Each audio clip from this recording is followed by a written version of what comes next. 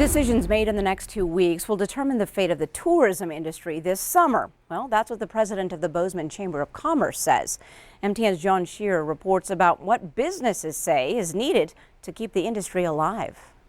Schlemm says the tourism industry needs two key things to happen in order to salvage a season that collapsed this spring. As long as the 14-day quarantine lift and the 10-person or less is in place, it will be a very long 6 months for the service industry. According to Schlemm, guides, hotels, and others are writing the governor, asking that the 14-day quarantine for out-of-state visitors be lifted sooner than later. Maybe put some other security measures and safety measures in place other than strictly an all-out 14-day quarantine when you come here. Out-of-state tourism brought more than $800 million into Gallatin County in 2018, and up until March was on track for double-digit growth in 2020.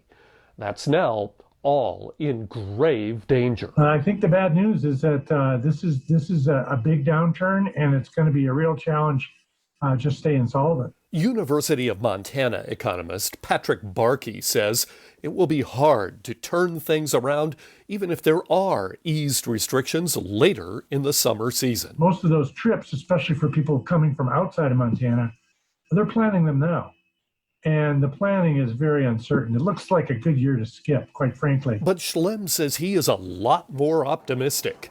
He says thanks to the closing of Yellowstone National Park hotels for the summer, local businesses have an opportunity. Belgrade, Bozeman, Big Sky, West Yellowstone should really take a hard look at is that the base camps now could be set up outside of Yellowstone National Park. But Schlemm says he's not 100% confident. I'm starting to say, yes, I'm being nervous. That's because he agrees with Barkey that there may not be enough time to rebook trips already canceled. In Bozeman, John Shearer, MTN News.